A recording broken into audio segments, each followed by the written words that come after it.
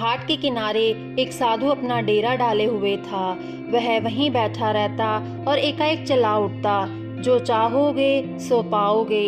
कई लोग उस रास्ते से गुजरते थे और उसे ऐसा चिल्लाता देख उसे पागल समझ लेते थे।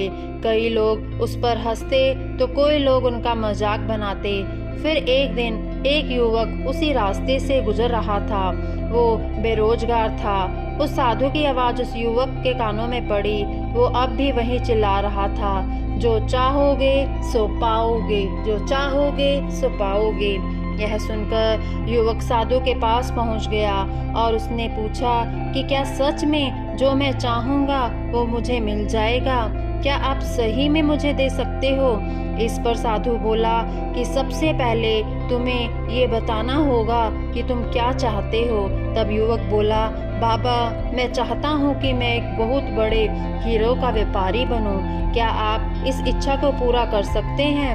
साधु ने कहा, ज़रूर बोल बेटा, मैं तुम्हें 2 चीज़ें देता हूँ। इसमें एक हीरा है और एक मोती। इनमें से तुम जितने चाहे हीरे मोती बना सकते हो।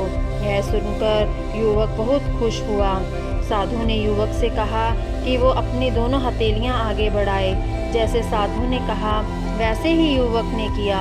साधु ने युवक की पहली हथेली पर अपना हाथ रखा, फिर कहा कि यह सबसे अनमोल हीरा है। इससे तुम जितना चाहे हीरे बना सकते हो। यह हीरा समय है। इसे मुट्ठी में जकड़ कर रखना। इसे कभी भी हाथ से निकलने मत देना।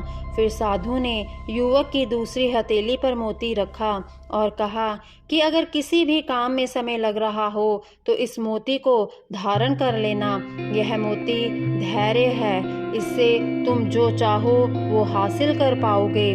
साधु की बातें सुन युवक ने धन्यवाद किया और वहां से चल दिया। साधु ने उसे 2 गुरु मंत्र मिले थे। उसने सोच लिया था कि वो समय नहीं गवाएगा और धैर्य से काम लेगा। कुछ ही समय बाद युवक ने एक बड़े हीरे के व्यापारी के साथ काम करना शुरू कर दिया। वह व्यवसाय का हर गुण सीखता चला गया और कुछ समय बाद वह हीरे का बड़ा व्यापारी बना।